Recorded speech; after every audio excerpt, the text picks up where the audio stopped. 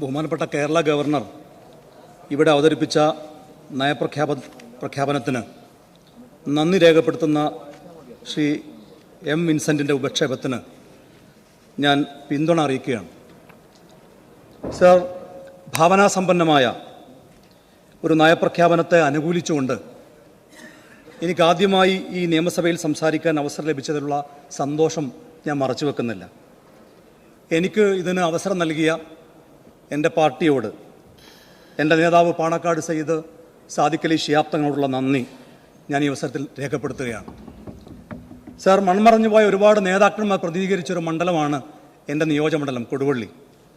ആദരണീയനായ അമ്മു സാഹിബും P M Abubakar സാഹിബും സി മോയിൻകുട്ടി സാഹിബും ഒക്കെ പ്രതിനിധീകരിച്ചൊരു മണ്ഡലം എന്ന നിലക്ക് ആ നേതാക്കന്മാരെ എല്ലാം ഈ അവസരത്തിൽ അനുസ്മരിക്കാൻ ഞാൻ ആഗ്രഹിക്കുകയാണ്. ഏറ്റവും ഒടുവിൽ doctor M K Muneer MLA ആണ് ആ മണ്ഡലത്തെ പ്രതിനിധീകരിച്ചത്. അദ്ദേഹത്തിൻ്റെ പിൻഗാമിയാവാൻ ഭാഗ്യം ലഭിച്ചതുള്ള സന്തോഷം ഞാൻ ഈ അവസരത്തിൽ രേഖപ്പെടുത്തുകയാണ്. എന്നോടൊപ്പം പ്രവർത്തിച്ച വിദ്യാർത്ഥി യുവജന രാഷ്ട്രീയത്തിൽ എന്നോടൊപ്പം പ്രവർത്തിച്ച സഹപ്രവർത്തകരെയും ഞാൻ ഈ അവസരത്തിൽ നന്ദിയോടെ ഓർക്കുകയാണ്. അതിലെല്ലാം ഉപരിയായി ചരിത്രത്തിലെ ഏറ്റവും ഉയർന്ന ഭൂരിപക്ഷം നൽകി എന്നെ വിജയിപ്പിച്ച കൊടുവള്ളിയിലെ വോട്ടർമാരോടുള്ള നന്ദി രേഖപ്പെടുത്താൻ കൂടി ഞാൻ ഈ അവസരം വിനിയോഗിക്കുകയാണ്. സർ, കഴിഞ്ഞ 10 വർഷക്കാലം നയപ്രഖ്യാപനം ഒരു ഭാഗത്തും ഭരണം മറ്റൊരു വഴിക്കും സഞ്ചരിച്ചപ്പോൾ പറയുന്നത് നടപ്പിലാക്കാൻ ഇച്ഛാശക്തിയുള്ള ഒരു സർക്കാരാണ് സർ ഇന്ന് കേരളം ഭരിച്ചുകൊണ്ടിരിക്കുന്നത്. സർ, നയമാറ്റം സർവ്വമേഖലയിലും പ്രകടമാണ്. UDFന്റെ സത്യപ്രതിജ്ഞാ ചടങ്ങ് തന്നെ കണ്ടാൽ നമുക്ക് അക്കാര്യം ബോധ്യമാകും. ഒരർത്ഥത്തിൽ ജനങ്ങൾ കയ്യേറിയ സത്യപ്രതിജ്ഞാ ചടങ്ങ്.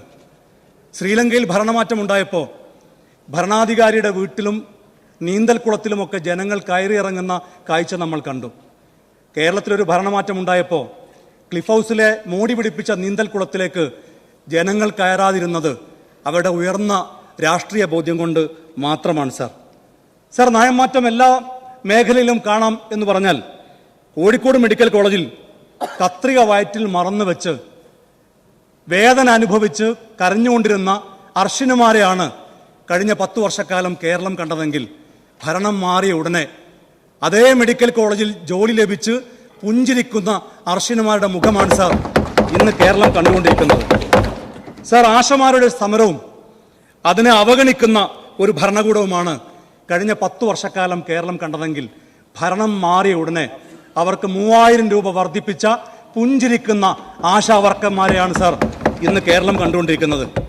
സാർ, തിരുവനന്തപുരത്തെ മെഡിക്കൽ കോളേജിന്റെ വരാന്തയിൽ എനിക്ക് ചികിത്സ ലഭിച്ചില്ല, ദിവസങ്ങളോളമായി ഞാൻ സ്കാനിങ്ങിന് വേണ്ടി കിടക്കുകയാണ്, ഞാൻ മരിച്ചാൽ അതിൻ്റെ ഉത്തരവാദി ഇതിൻ്റെ അധികാരികളാണ് എന്ന് പറഞ്ഞു മരിച്ചുപോയ വേണുമാരാണ് കഴിഞ്ഞ 10 വർഷക്കാലം കേരളം കണ്ടതെങ്കിൽ ആ വേണുവിൻ്റെ കുടുംബത്തിന് നഷ്ടപരിഹാരം കൊടുത്ത് ആ കുടുംബത്തെ ചേർത്ത് പിടിക്കുന്ന ഒരു സർക്കാരിനെയാണ് സാർ ഇന്ന് കേരളം കണ്ടുകൊണ്ടിരിക്കുന്നത്.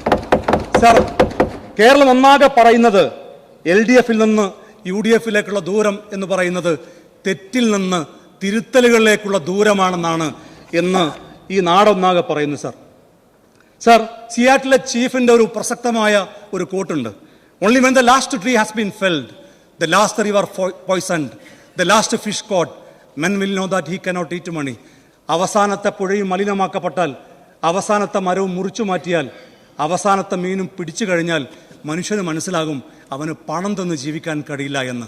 അങ്ങനെ മനസ്സിലാക്കുന്നതിന് മുമ്പായി അത് തിരിച്ചറിഞ്ഞ് പരിസ്ഥിതിയെ നശിപ്പിക്കുന്ന കേരളയിലടക്കമുള്ള പദ്ധതിയെ അറബിക്കടലിലേക്ക് വലിച്ചെറിഞ്ഞ് പരിസ്ഥിതി കിണങ്ങുന്ന വികസന സൗഹൃദ സംസ്ഥാനമാക്കി കേരളത്തെ മാറ്റും എന്ന് പറയുന്ന ഒരു സർക്കാരാണ് സാർ ഇന്ന് കേരളം ഭരിച്ചുകൊണ്ടിരിക്കുന്നത്.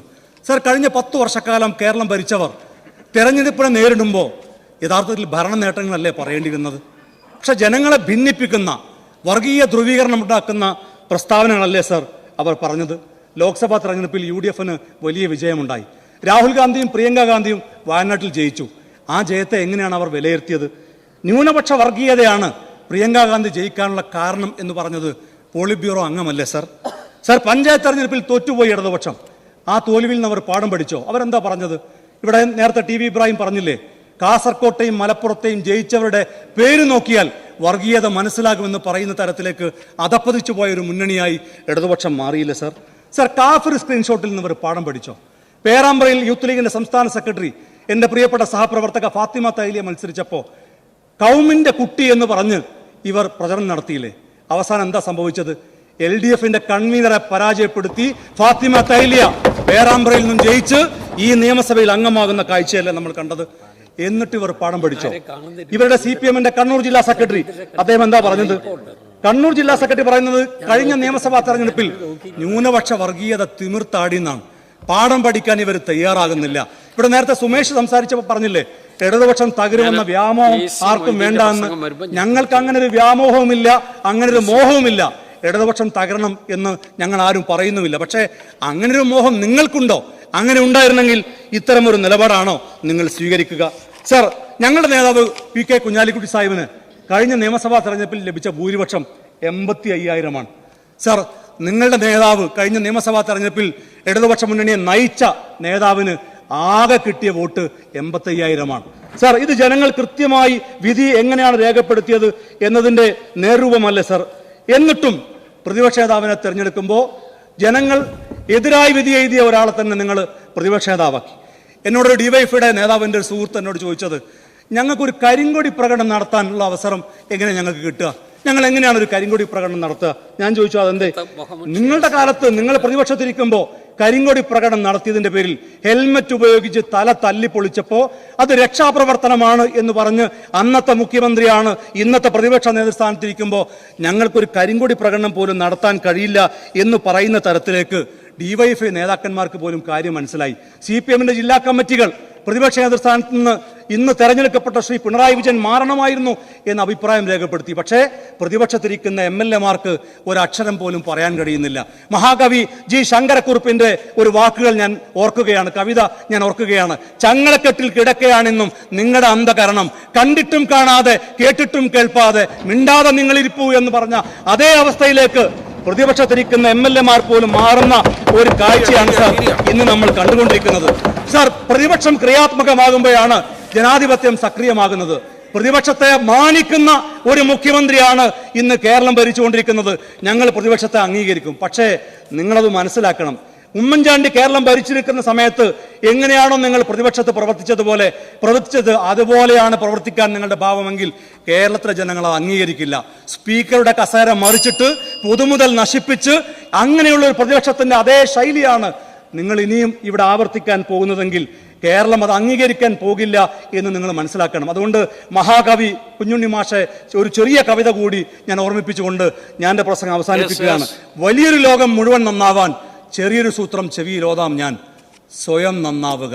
അതുകൊണ്ട് പ്രതിപക്ഷം സ്വയം നന്നായി പ്രതിപക്ഷത്തിന്റെ ഉത്തരവാദിത്വം ഏറ്റെടുക്കാൻ തയ്യാറാകണം എന്ന് മാത്രം പറഞ്ഞുകൊണ്ട് ഈ നന്ദി പ്രമേയത്തെ പിന്താങ്ങി ഞാൻ പ്രസംഗം അവസാനിപ്പിക്കുന്നു. നന്ദി, നമസ്കാരം.